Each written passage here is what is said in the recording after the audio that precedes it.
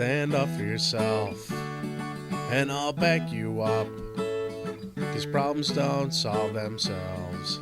I'll tell you what, instead of would or could, I think you should draw a line in the sand and stand your ground. It's for your own good.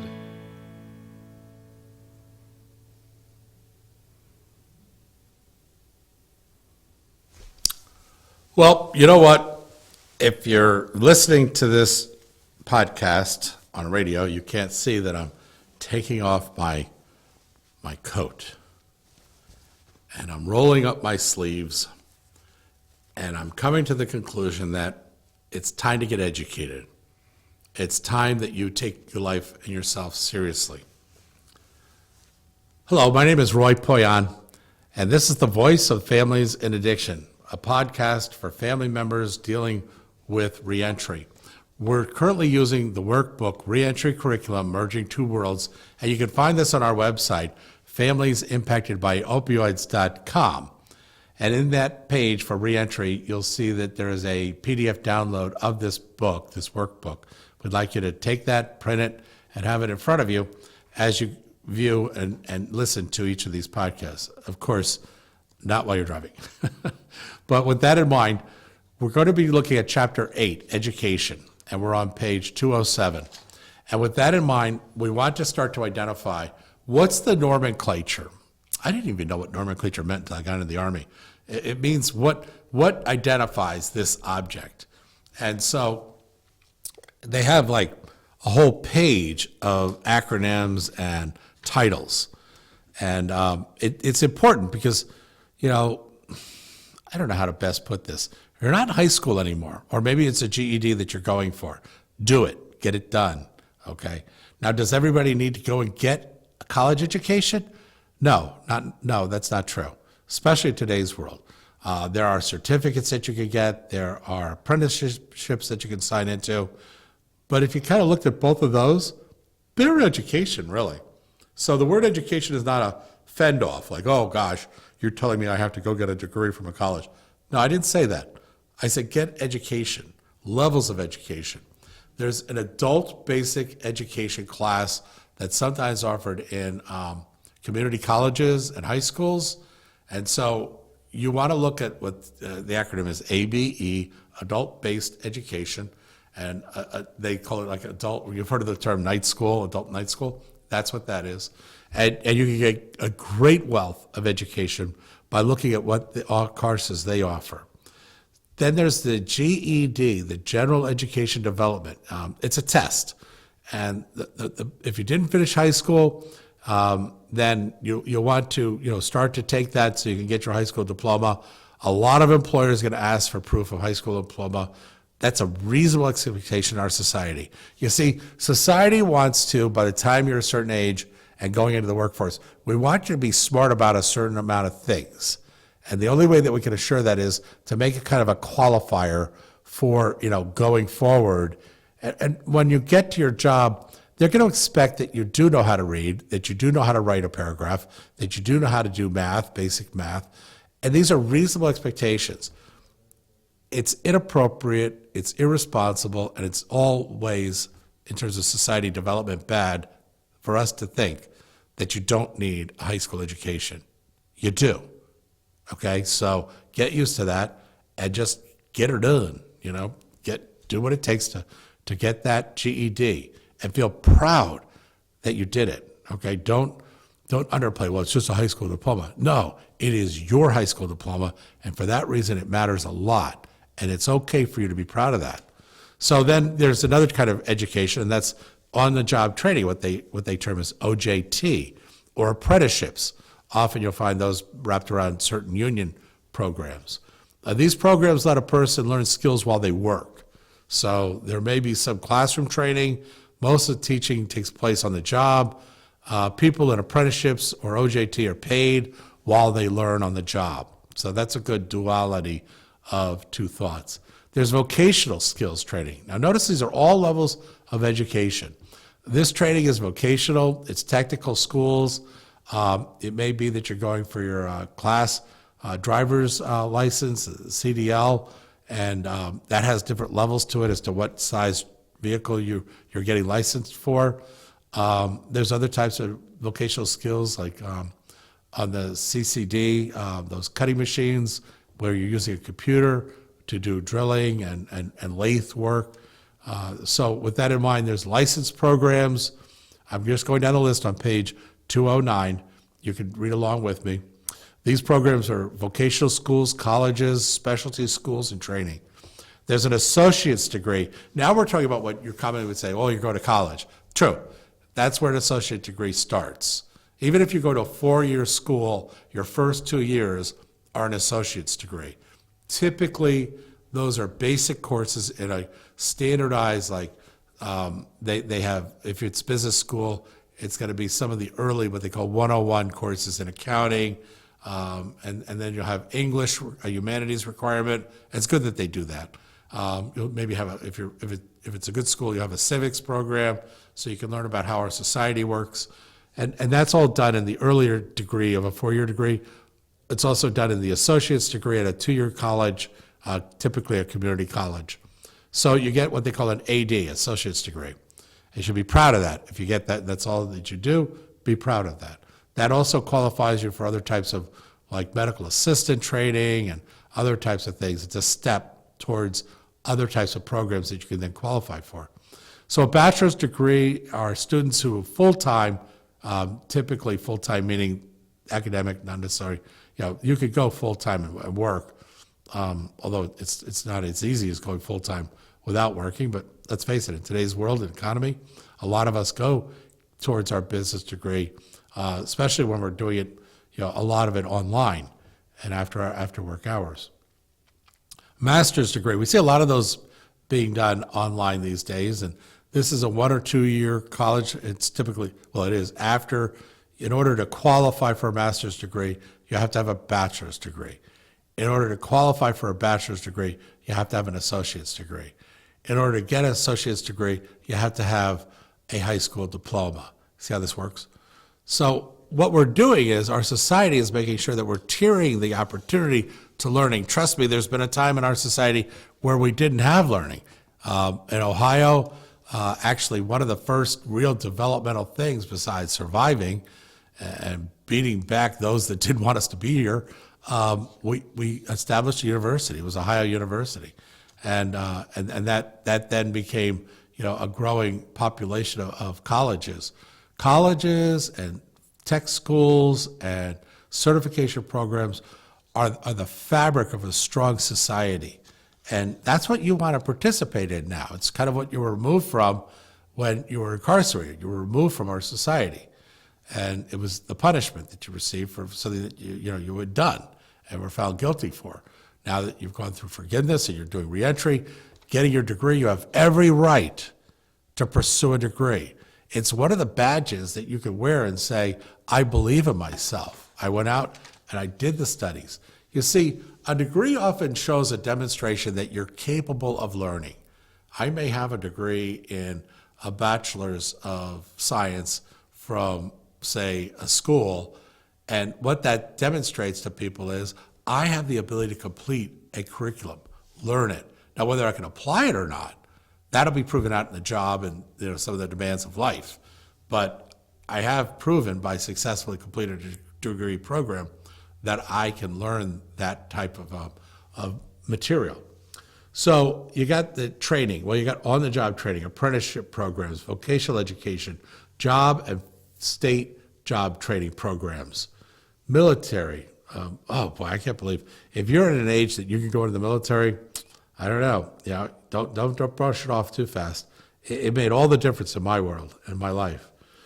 Learning on your own, absolutely. There's a lot you can learn. You won't get a degree or a certificate that recognizes you for it, but we're always learning. So later in life, when you're not necessarily in programs that are identified as education or vocation or that type of apprenticeship process, always be learning. You can always learn more of something.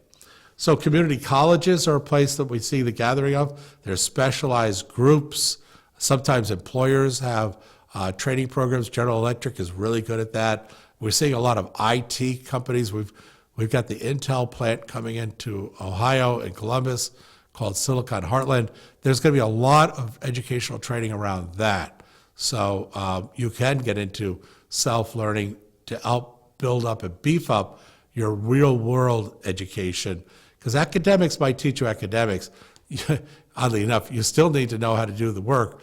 And that sometimes comes from other types of learning and extension courses, or in some practices, professions, they have continuing education courses where a certain number of points are given to you and they accumulate to you qualifying to renew your license. So as a realtor, I had to get certain, like 30 credit hours every 2 to 3 years. I forgot if it was 3 or 2. I think it was 3.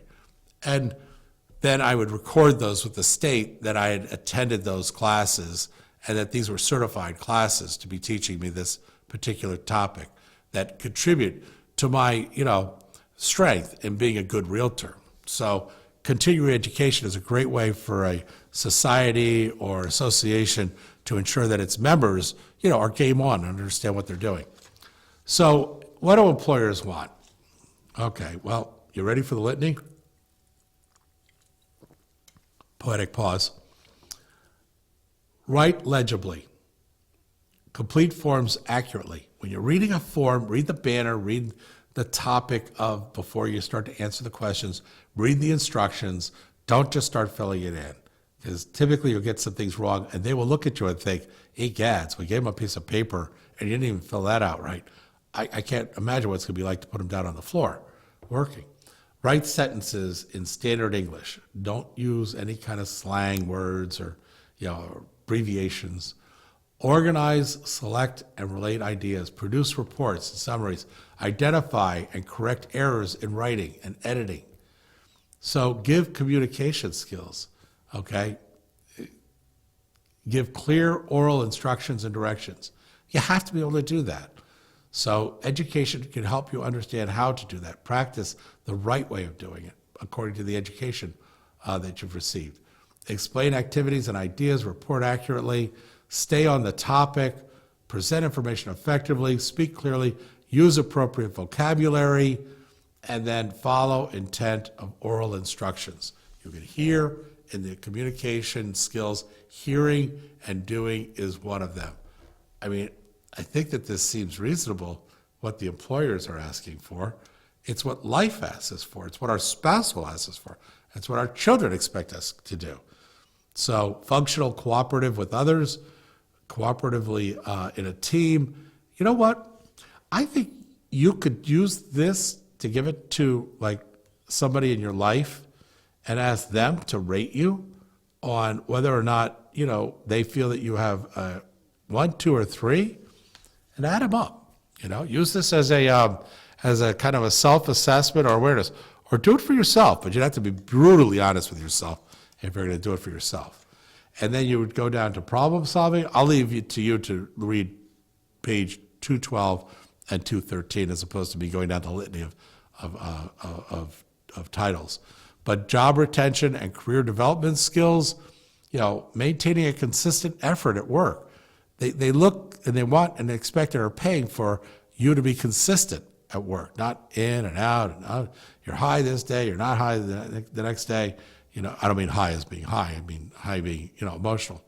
So with that in mind, so where do you go for such education? Well, Arizona, and this is where this book is written, has put into this book, and I would suggest you go by the title, financial aid scholarships, and then put in your county name or state name on a Google search. I'm on page 214. I would put in colleges and then put in, your location and make your own list in terms of county colleges. So just use these titles to these lists, but do it for your area. Kind of create your own network, understanding of what's available and how to contact them. Why attend college? Well, a college degree can provide you with a lot of opportunities in life. We set it up that way on purpose because you'll know more, you'll be stronger at what you know, you'll have refined your skills more thoroughly when you get a college education. It doesn't mean you're a good guy or gal, okay? It just means you've got a college education where you've proven that you can learn. You're capable of learning. It does take more money. Count on it. The way that you'll go into debt, be careful, because in a lot of cases in today's world, an employer will pick up some of that. There are grants that are available for you to use. So there's a lot of different ways to not have to accumulate great debt. I think that a lot of the people that just sit there in a lazy way and say, well, they didn't tell me about that, so I just took out a loan. Don't be that person. Be the person that just really scrubs and asks and keep asking. Yeah, but is there another place that I can find money? Just keep asking people that. Where can I find money to pay for my college? It doesn't mean that you're greedy. It doesn't mean that you're incompetent. It means that you're smart, because you want to get out without the debt. Now, I'm not going to say that I was smart or whatever, but I signed on to the Ohio National Guard, and they paid 100% of my tuition. And then I signed on to ROTC while I was a Guard member, and that elevated me to sergeant. So now my Guard pay was more, and the state of Ohio is paying for me to go to a very fine school, Ohio State University, in which case I went to a very fine college, Fisher School of Business. And I did miserably because it was so far above me in terms of my ability to learn. But I guess because I was in the Army, I learned how to push myself. So this whole, the people who were around me were people that learned how to push themselves. So it seemed only because of the relationships that I had and the support I had, not that they even knew that they were supporting me in that regard, but they were just a part, of my friendships. I was able to get out of school practically debt-free.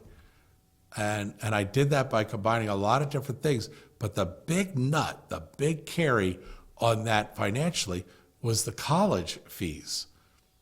And because I had taken care of that in one fell swoop with the National Guard. Now, I owed the National Guard a couple of years afterwards by staying with them, which I didn't mind.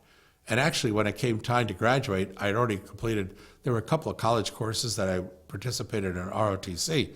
So now I'm graduating with a college degree as a second lieutenant in the National Guard. And the National Guard at that point said, well, you can come to us and we'll continue to do once a month and then 2 weeks in the summer, or you can go active duty. And at that point, I decided to firm up my leadership skills by going on active duty and entered into combat arms in the field artillery as a second lieutenant. By the time I got out, I was a captain. So I got in as a private, I got out as a captain. I paid for college through all of this, and then I started my life out in a very strong, structured way. Now, other friends of mine went on to corporations, but I got to tell you, for me, I was in charge of indirect fire on the combat field for a battalion of tanks and infantry, moving across a wooded area or a desert field, whatever we were tasked to do. I had incredible responsibility, first year out of college. So I'm just suggesting that if you have the opportunity to do the Guard or any of those services, then do that. Now, with felony and things of that nature, that may get in the way, and I've just wasted a lot of your time talking about that. Or you're taking this course and you're the brother of the person that did go through incarceration. So you're hearing this as you're learning to be a good family member, and I'm suggesting to you, you could do this. You don't currently have any restrictions. So the types of secondary education, community college, technical college, junior college, I'm on page 216, and all of the different, with the community college, these are typically 2-year programs, mostly serve people from nearby communities.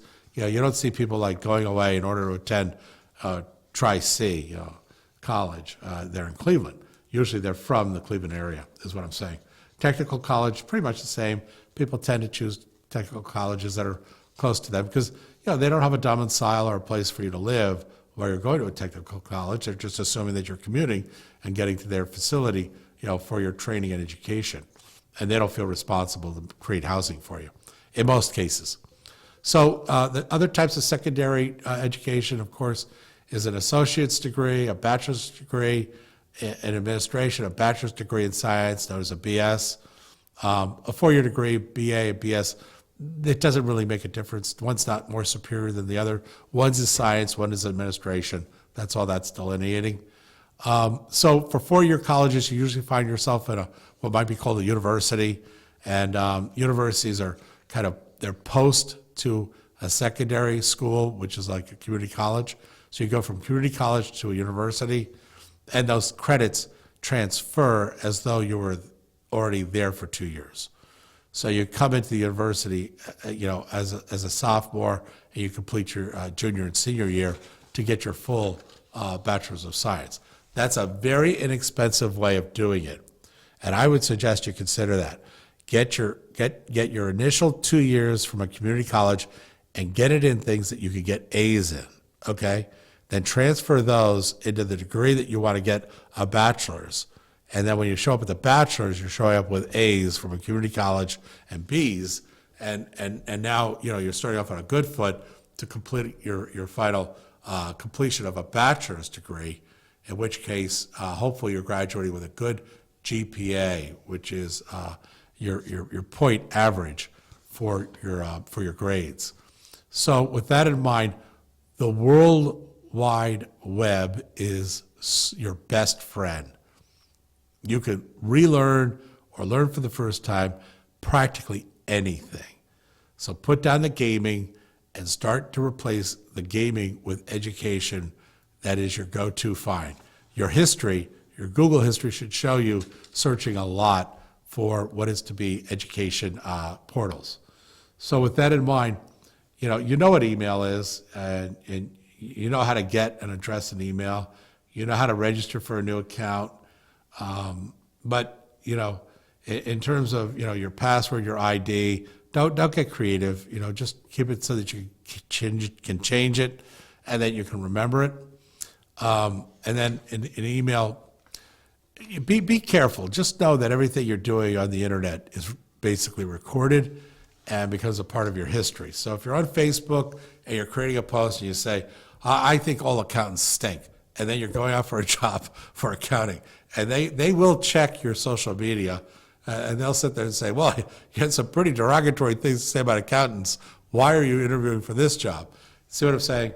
If you show yourself not to be compatible as a person on Facebook, you're basically telling your future employer, "Hey, see me as being uncompatible because I just took the time to make that statement on Facebook." And even if we were just being funny, don't. Consider this a record of who you are when you're on Facebook. "Oh, I just took the fun out of Facebook." Well, trust me, Facebook wasn't designed to be fun. It was originally designed in Harvard by Zuckerberg to insult other women at Harvard based around his inability to have a social life. So when you start to read the history of Facebook, that tree, that vine, that root, it started out contaminated to begin with. It's only gotten worse because now they got algorithms to feed you in a direction that force content to you that make you think either you are or people around you think this way, and they controlled what that was.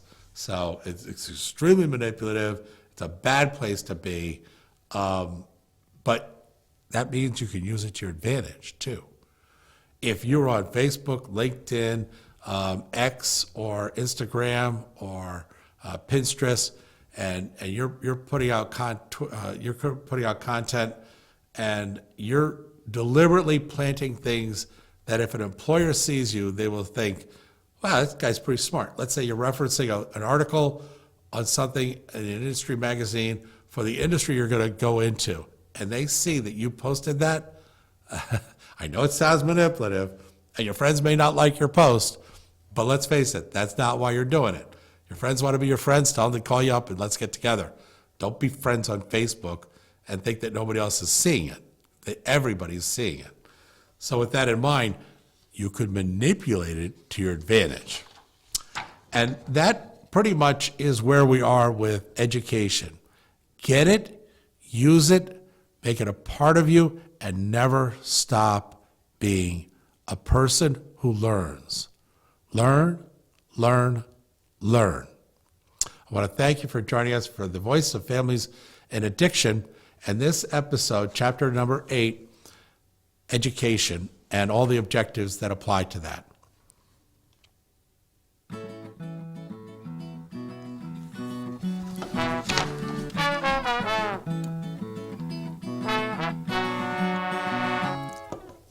Stand up for yourself, and I'll back you up, 'cause problems don't solve themselves. I'll tell you what, instead of would or could, I think you should draw a line in the sand and stand your ground. It's for your own good.